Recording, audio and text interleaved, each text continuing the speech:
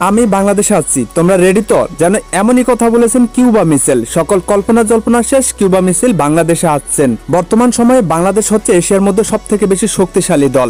এই দলে আছে হামজা চৌধুরী, সমিত সুম এবং ফাহমিদুলের মতো খেলোয়াড়রা। তাদের সাথে আরো একজন অ্যাড হতে যাচ্ছে, তিনি হচ্ছেন কিউবা মিসেল। বাফুফে দীর্ঘদিন যাবৎ কিউবা মিসেলকে বাংলাদেশের জার্সি গায়ে দেওয়ার জন্য অনেক চেষ্টা করছেন, তবে সর্বশেষ কিউবা মিসেল সেটা মেনে নিয়েছেন। এমনকি কিউবা মিসেল হামজা চৌধুরীর সাথে কথা বলে বাংলাদেশের ব্যাপারে জেনেছেন এবং বাংলাদেশের সমর্থকদের উপর তিনি অনেক খুশিও হয়েছেন। কিউবা মিসেল বলেন, আমি ইতিমধ্যে হামজা চৌধুরীর সঙ্গে কথা বলেছি প্লে অফ, ফাইনাল আর বাংলাদেশের অভিজ্ঞতা নিয়ে। এখানে দারুণ সমর্থন দেখে আমি খুবই রোমাঞ্চিত। তবে বাংলাদেশি সমর্থকরা শুধুমাত্র অপেক্ষা করতে হবে কিউবা মিসেল বাংলাদেশে আসার।